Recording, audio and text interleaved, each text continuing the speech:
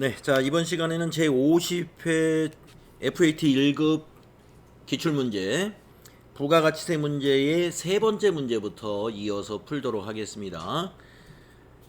FAT 1급 제 50회 실무수행 문제 부가가치세 세 번째 문제 보겠습니다.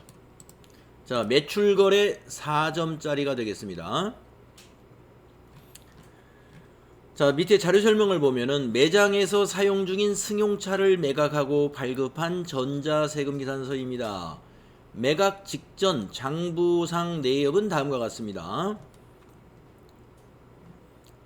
평가 문제. 매입 매출 자료를 입력하시오.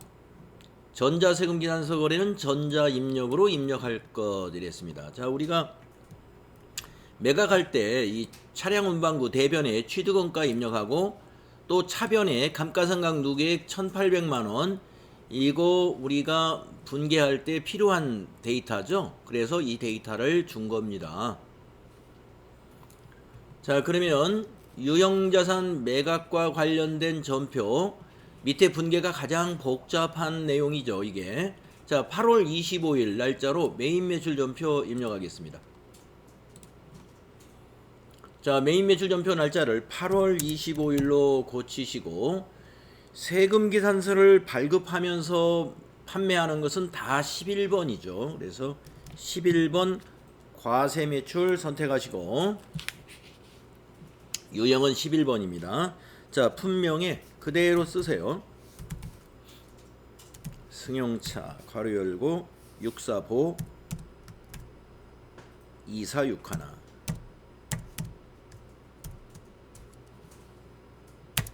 수량 단가 없고요. 공급가액은 1,700만원.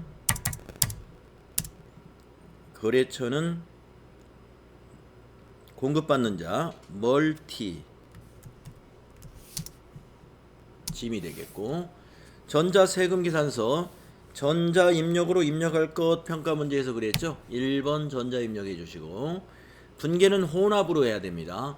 유형자산 처분 분계는 혼합 분계밖에 방법이 없어요. 그래서 3번 혼합해 주시고요. 자, 부가세 애수금은 그대로 둡니다만은 상품 매출을 차량 운반구로 두 번째 줄의 계정 과목을 고쳐야 되죠. 자, 코드란에다 차량 입력하셔가지고 차량 운반구 208번입니다. 그리고 여기 있는 금액을 취득 금액으로 고쳐야 됩니다. 거기 자료 설명에서 주어진 3천만 원을 입력하는 거예요. 엔터 하시고 자, 차변을 선택한 다음에 3번 차변 이 차량 운반구 코드에다가 1을 더합니다. 그래서 209번을 입력합니다. 코드 209가 감가상각 누계액인데 차량 운반구의 차감 계정인 감가상각 누계액이에요. 거기다가 그 자료 설명에서 주어준 감가상각 누계액 1,800만원 입력합니다. 자, 그리고 나서 네 번째 줄에는 이 1,870만원 처분 금액을 어떻게 했는가를 입력해야 되는데 그 전자세금 계산서 하단을 보게 되면 여기 나와 있습니다. 1,870만원을 외상으로 했다는 거예요. 그러면 미수금으로 분계해야 되죠. 미수금. 상품이 아니니까 미수금 차변에 입력합니다. 3번 차변에 미수금 120번 미수금 되겠고요. 금액은 18700 700 플러스 자, 미수금 1,870만원까지 입력을 하고 나면은 여기 차액이 양수로 500만원이 표시되죠. 처분이익이 발생했다는 것입니다. 처분이익은 대변에 기록을 해야 되죠. 그래서 여기 대변 선택하시고 대변은 4번 계정과목 이름은 유형자산 처분이익입니다. 유형자산 처분이익. 네, 그래서 여기다 500만원 입력하십니다. 그리고 탭키 눌러서 여기 거래처 고칠 것은 없는지 차변 대변 일치하는지 보셔야 되겠다 이겁니다.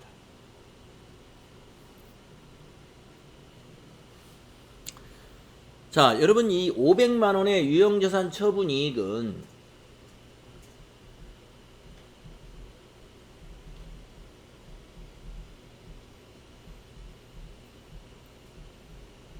유형자산 처분이익은 뭐에서 뭐를 빼면 유형자산 처분이익이 나오거든요. 맞는지 한번 확인해 보겠습니다. 자, 유형자산 처분이익은 무엇 빼기 무엇이다. 저 무엇 빼기 무엇 괄호 넣기 한번 질문을 한번 해볼게요. 누구한테 질문을 해볼까요? 최양원 씨가 마이크가 안 되는데, 그러면 신영숙 씨한테 한번 물어보겠습니다.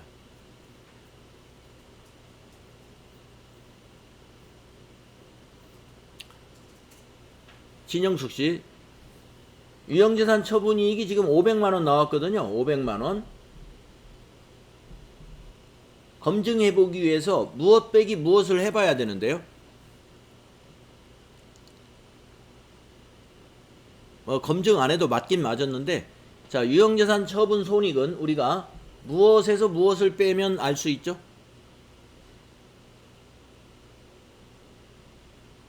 마이크 키시고. 야, 앞에 건 제가 알려드릴게. 처분 금액. 앞에 건 처분 금액입니다. 마이크 키시고, 진영숙 씨.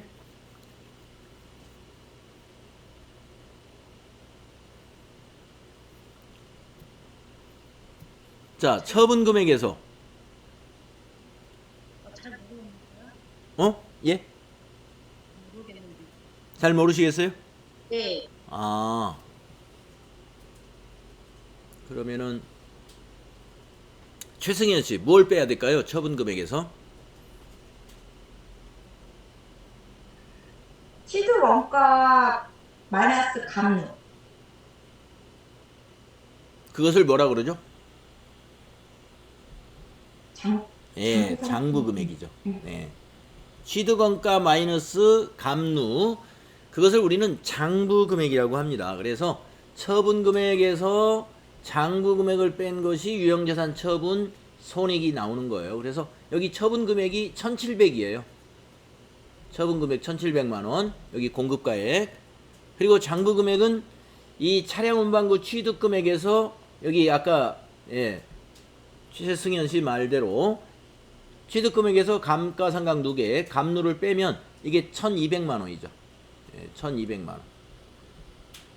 그래서 1,700에서 1,200을 빼니까 500만 원 처분 금액이 더 많지 않습니까? 그래서 유형자산 처분이익이 500만 원 발생한 것이고, 만약에 처분 금액보다 장부 금액이 더 크면은 유형자산 처분 손실이 나오게 되는 것입니다. 자, 유형자산 처분 손익 구하는 거, 이거를 이론 문제로도 과거에 많이 나왔었어요. 그러니까 유형자산 처분 손익을 구하려면 처분 금액, 여기 공급가액을 말합니다. 처분 금액에서 장부 금액을 빼야 된다. 장부 금액은 취득원가에서 감루를 빼는 것이 장부 금액이에요. 이 공식 꼭 알아둡시다. 네.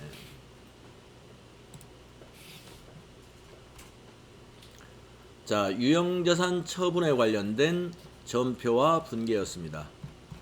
자, 다음은 네 번째 문제로 가보겠습니다. 매입거래 3점. 그런데 매입인데 보면은 계산서죠. 계산서. 계산서 매입은 53번. 계산서 매출은 13번. 그렇죠? 그래서 이 유형은 53번이다. 자, 자료 설명을 보겠습니다. 영업팀 업무용 참고 도서를 외상으로 구입하고 발급하던 전자계산서입니다. 매입 매출 자료를 입력하시오. 전자계산서 거래는 전자입력으로 입력할 것. 도서를 구입했어요. 그러면 도서 인쇄비로 계정과목을 처리하면 되겠습니다. 자, 여기 날짜는 9월 10일이죠. 자, 매입 매출 전표 9월 10일 입력하시오. 이 유형이 중요합니다. 53번 면세 매입으로 선택해야 돼요. 자, 품명은 그대로 언택트 시대의 홈 트레이닝.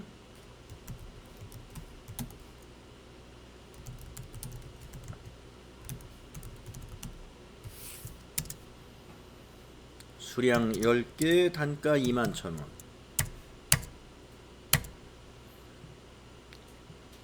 거래처는 아마북인가요? 아마북. 전자세금은 1번 전자계산서이고요. 자, 분계는 밑에 보시면은 계산서 아래쪽에 외상, 예, 자료 설명에도 있죠.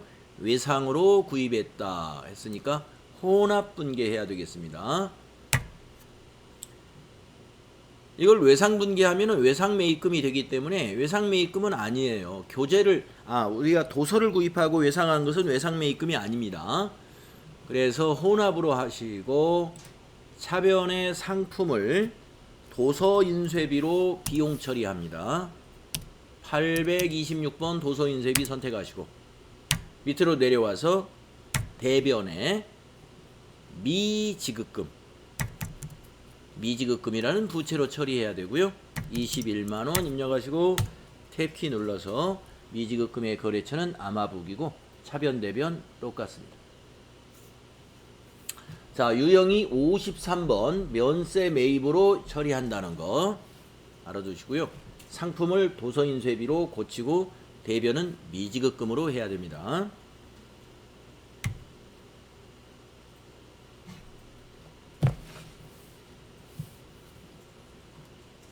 자, 다음 문제로 가보겠습니다. 자, 5번째 문제입니다. 매출거래. 자, 자료 설명을 보면은 상품 로잉 밴드를 개인 최백아에게 판매하고 대금은 신용카드로 결제를 받았습니다. 매입 매출 자료를 입력하세요. 자, 신용카드로 과세 재화를 팔았잖아요. 그러면 17번 카과 매출, 유형이 17번이 됩니다. 자, 그러면은 날짜는 9월 13일이고요. 카드사는 삼성카드고 합계 금액은 13만 2천원입니다. 자, 입력을 하겠습니다. 9월 13일로 매입 매출 전표 날짜를 바꿉니다. 유형이 17번 유형, 카드 과세 매출이고요. 여기 신용카드사 물음표 단추 눌러서 삼성카드사 맞죠? 확인해 주시고, 자, 품명을 로잉 밴드라고 했네요. 로잉 밴드 입력해 주시고, 여기 공급가액에는 합계 금액을 입력해야 공급가액이 나타납니다.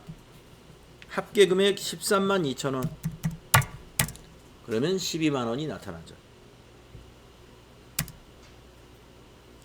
자, 거래처는 최백아라는 개인 거래처예요. 그래서 최백으로 검색하셔야 됩니다.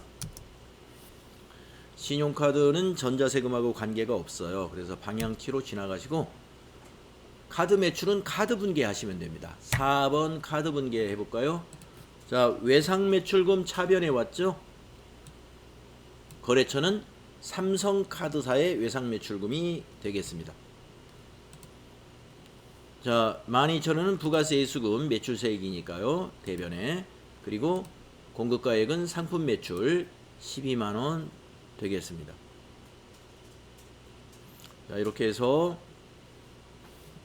5번째 문제 17번 카드 과세 유형으로 잘 하시고 분계 4번 카드 분계해 주시고 하면은 밑에 분계는 수정할 내용이 없었습니다.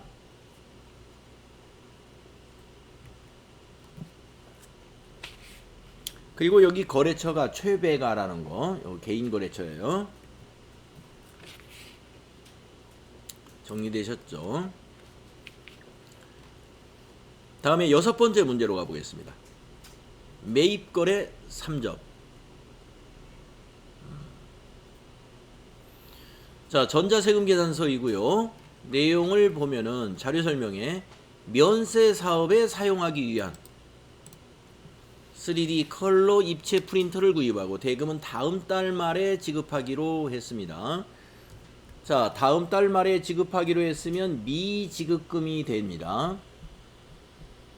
상품이 아니니까 미지급금.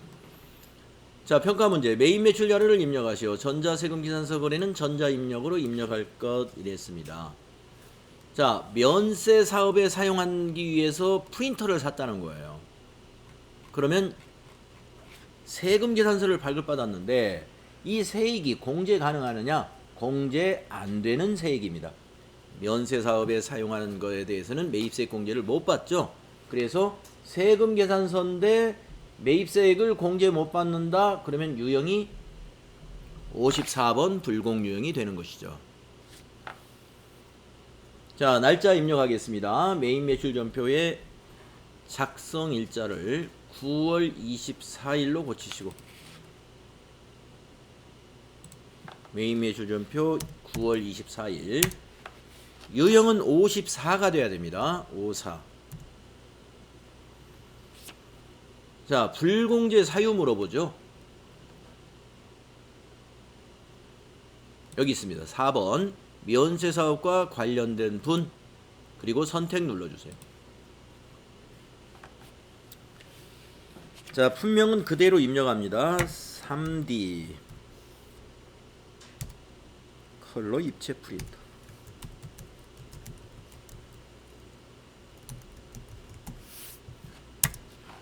수량 1개, 단가 370만원.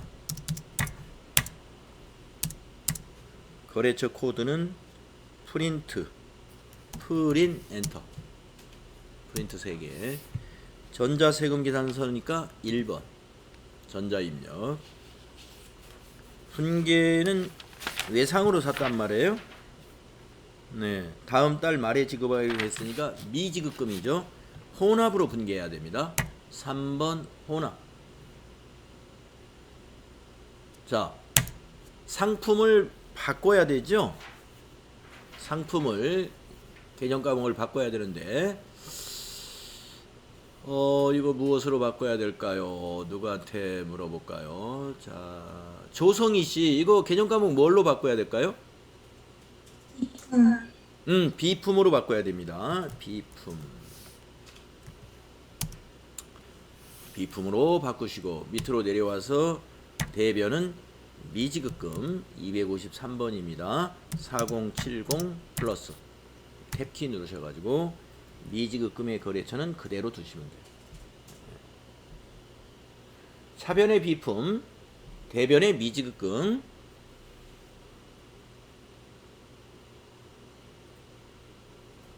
차변의 비품, 대변의 미지급금입니다. 이 문제는 이 유형을 54번 유형으로 해야 한다는 거.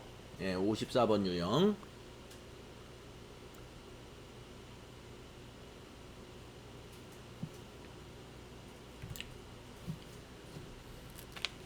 자, 매입거래 6번째 문제 54번 불공유형 문제였습니다.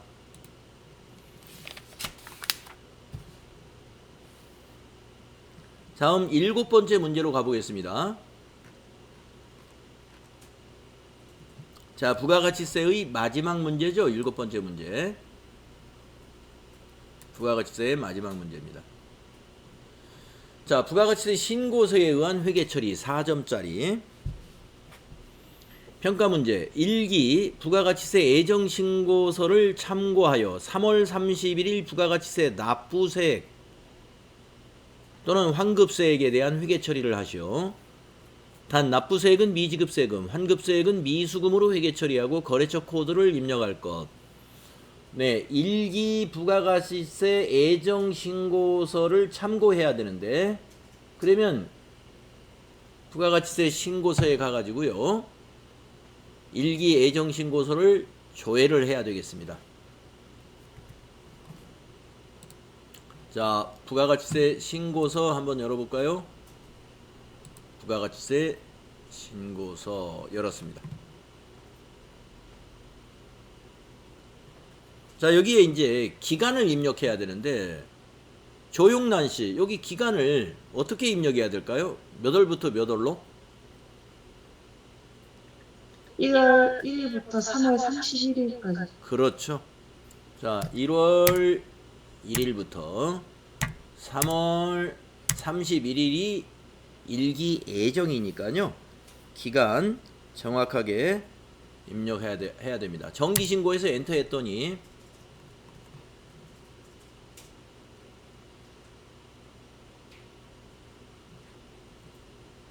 정기신고 저장된 데이터를 불러옵니다 하고 나오죠. 예, 확인해서 불러내시면 돼요. 예, 이게 작성을 미리 해놨습니다. 우리가 앞에서 메인 매출 전표 입력했던 데이터가 아니고 백데이터로 제공된 데이터예요. 그렇기 때문에 메인 매출 전표를 틀렸거나 또는 아직 풀지 않았다 하더라도 요 7번 문제는 별도로 할 수 있는 것입니다. 앞에 전표를 내가 망쳤다 해서 아유 나는 7번 이건 하나마나 틀렸을 거야. 요거 그렇지 않아요. 각각 다 별도의 채점이 가능하도록 문제를 내고 있으니까요. 예. 앞에 문제와 뒷 문제가 전혀 연관성이 없어요. 그래서 따로따로 여러분이 문제를 푸시면 돼요. 할 수 있는 것만 다 하시면 된다 이거죠. 자, 그러면은 여기서 보시면은 이제 여기에 숫자 3개가 필요할 텐데요.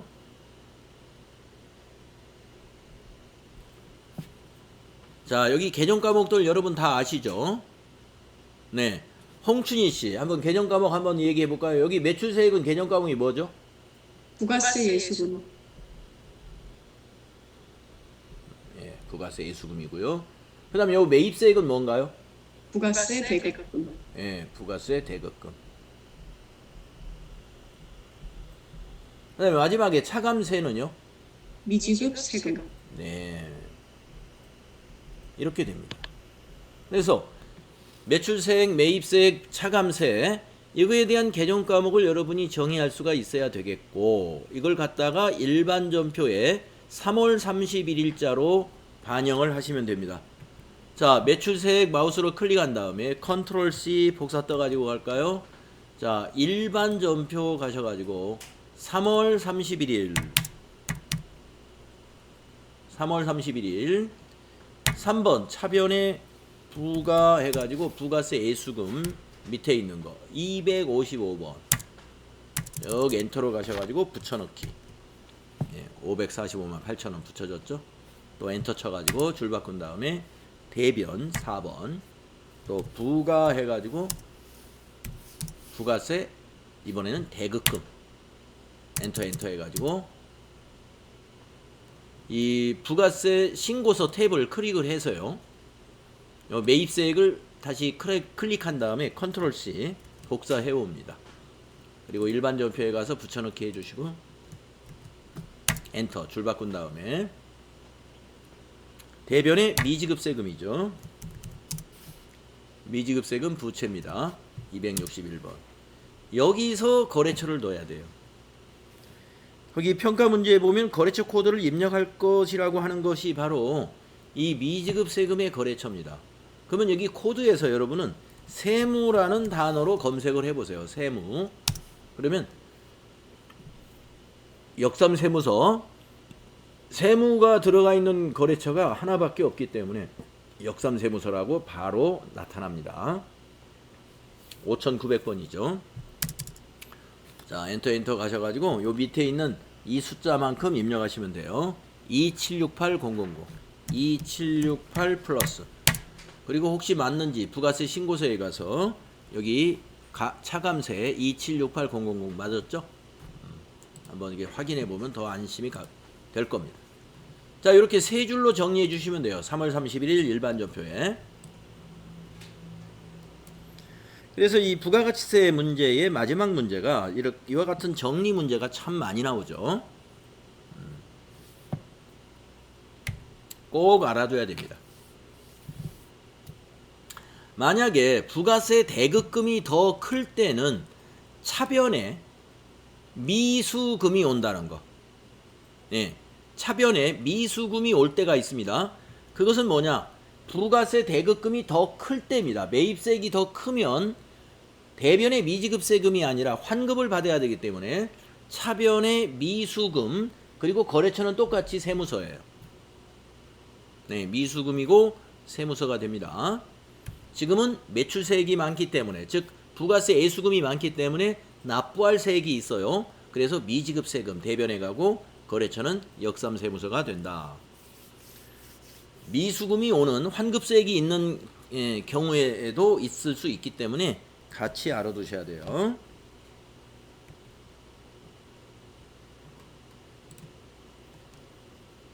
자, 다음은 이제 결산 문제로 가보겠습니다.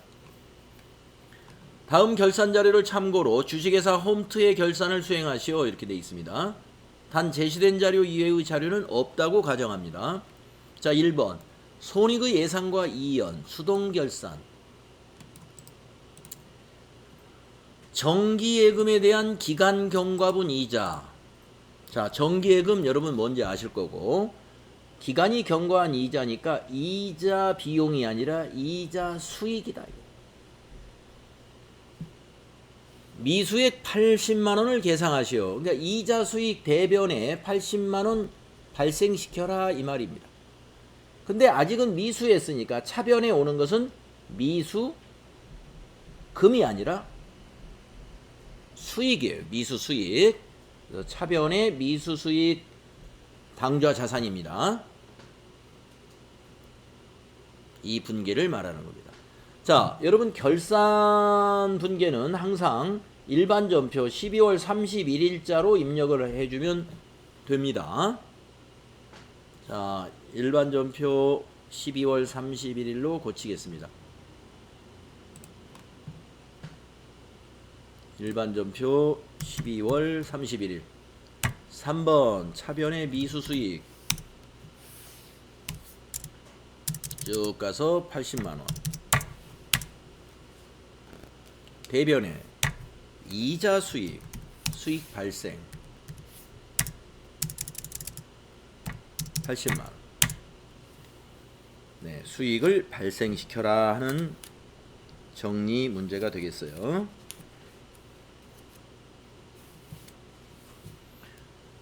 자, 결산 문제 두 번째 걸 보겠습니다.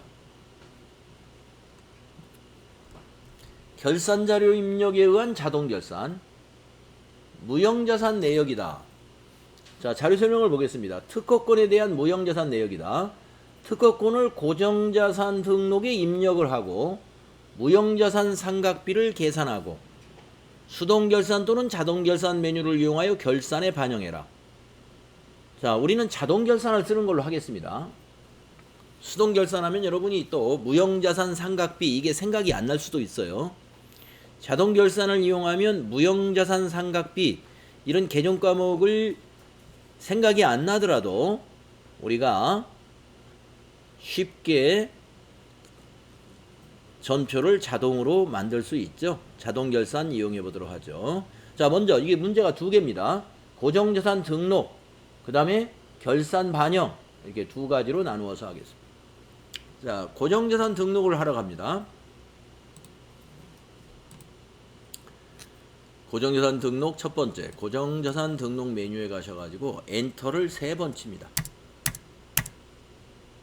자, 밑에 차량 운반구 한 줄이 입력되어 있고요. 두 번째 줄을 더블 클릭하셔가지고 여기에서 특허권을 검색을 합니다. 특허 엔터 치면은 232번이죠. 자, 그 표에 자산 코드 101번 주어졌죠? 101을 여기다 입력합니다. 자산명은 특허 A.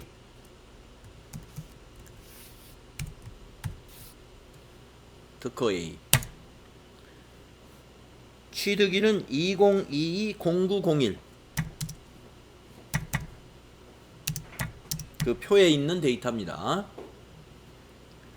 자, 취득가액을 여러분은 어디에 넣어야 되느냐? 기초에 넣어야 되느냐? 신규에 넣어야 되느냐? 요 판단 하셔야 되는데, 취득일이 당기죠. 2022년 당기에 취득한 것은 신규에 입력을 해야 돼요. 그래서 여기다가 취득가액을 입력해야 됩니다.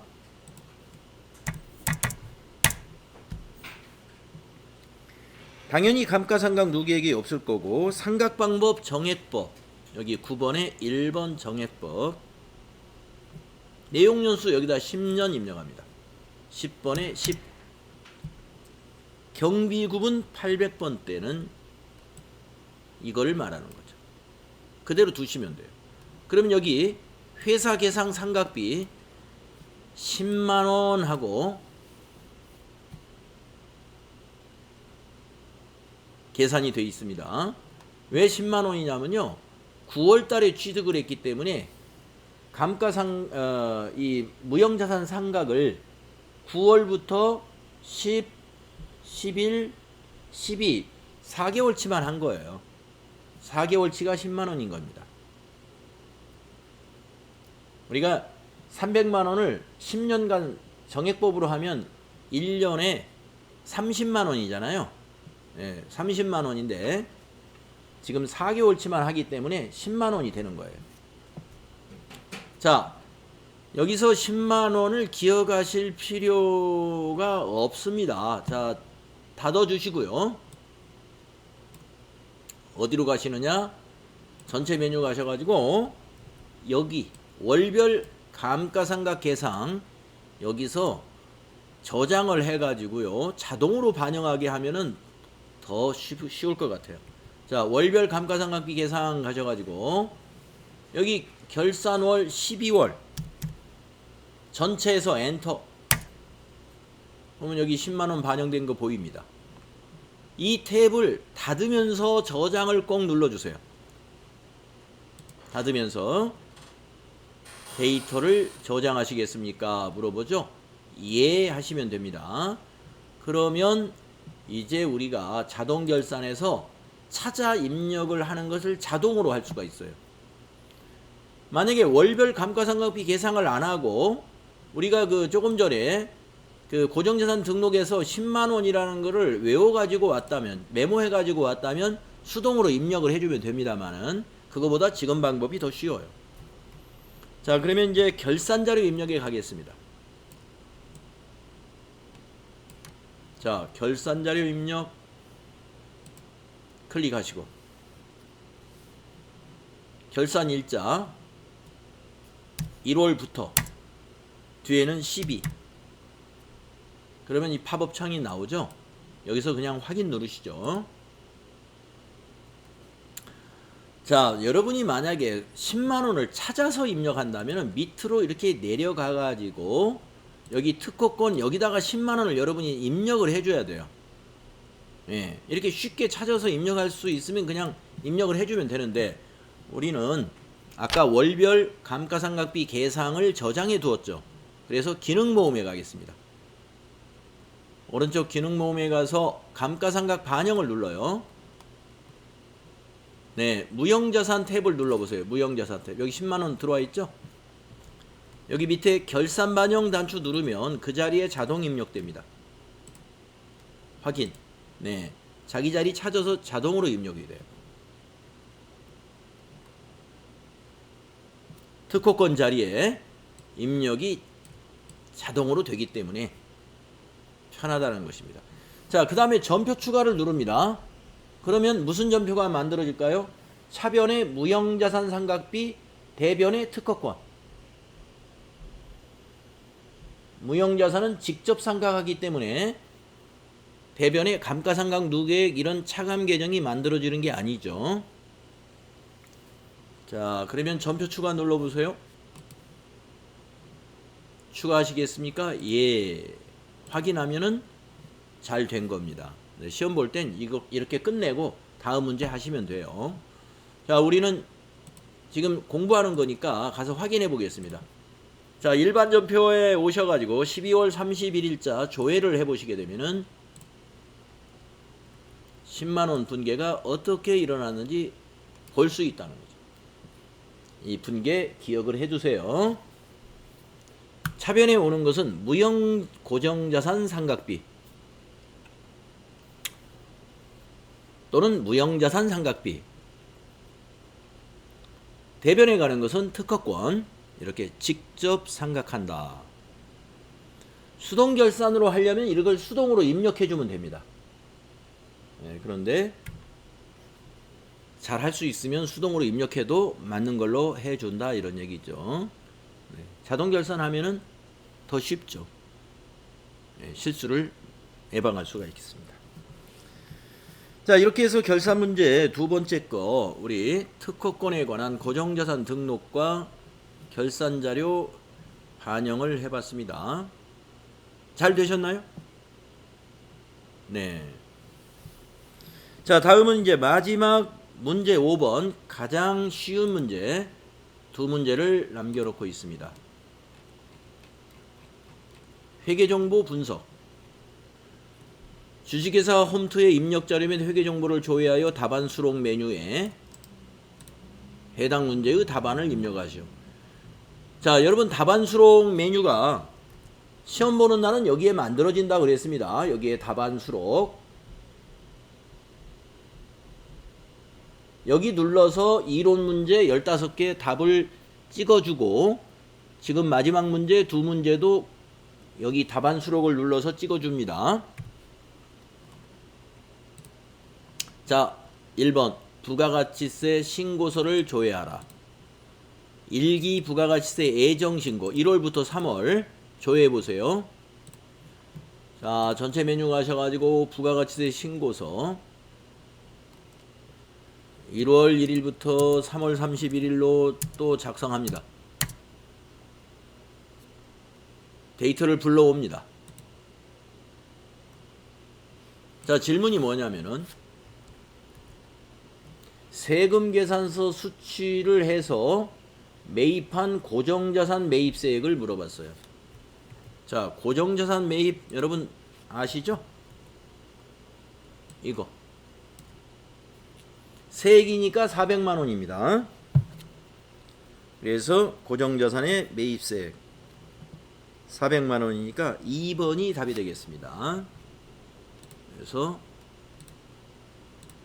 여러분 이거 체크했다가 답안 수록에 찍어주면 됩니다. 다음 2번. 여기 4점이에요. 그러니까 굉장히 쉽고 점수도 높아요. 4점. 다음에 2번. 재무상태표 조회 4점. 그래서 제가 시간을 좀 이렇게 시간이 빠듯하신 분은 쉬운 거를 먼저 하는 게 아무래도 좀 좋거든요. 그래서 뒤에 와서 이걸 먼저 하고 다시 앞으로 가서 이렇게 하는 것도 하나의 방법이다 이랬습니다. 시간이 여유 있는 분은 차례대로 해도 뭐 이거 시간이 모자라서 이게 쉬운 걸 놓칠 리는 없으니까 그냥 차례대로 하면 되는데 아무래도 시간이 좀 모자랄 것 같다 쉬운 것부터 하는 게 유리하다는 거죠. 점수도 이게 높아요. 하나가 4점이에요 이게. 자, 재무상태표 조회. 유동비율이란 기업의 단기 지급 능력을 평가하는 지표이죠. 주식회사 홈트의 1월 말 현재 유동비율은 얼마인가 이랬습니다. 1월 말 유동비율. 그러면 재무상태표 조회해야 되죠. 그리고 유동자산 나누기 유동부채 해가지고 곱하기 100. 밑에 공식 주어졌죠. 자, 재무상태표 조회하겠습니다. 결산 재무제표에 있는 재무상태표. 1월 말이니까 여기다가 1월을 입력하는 거예요. 1월. 네. 1월을 입력하면 1월 말 데이터가 보입니다. 네, 그래서 유동자산 어디 있는지 찾습니다. 유동자산의 합계 여기입니다. 계산기로 302-528-740 302-528-740 나누기 이제 분모가 뭐예요? 유동부채죠. 유동부채 어디 있나요? 밑으로 내려가면 여기 있습니다. 여기 유동부채 합계 이 자리죠. 165-722-240 165-722-240 곱하기 100 엔터 하면은 182가 나오죠. 소수이하 버림 182 하면 되겠습니다. 여러분 소수 이하 벌이라는 것은 182.5 요거 벌이라는 거예요. 그래서 182가 답입니다. 단답형으로 만약에 문제가 나오면 182 이렇게 기록해야 돼요. 자, 182% 1번의 답이 있죠. 그래서 답안 작성에 이 두 번째 문제는 이 1번을 답으로 클릭하시면 됩니다. 자, 50회 우리 실무 수행 풀이를 두 번에 걸쳐서 나누어서 두 번으로 나누어서 마무리를 다 했습니다. 자, 혹시 추가 질문 있으시면 질문 받도록 하겠습니다.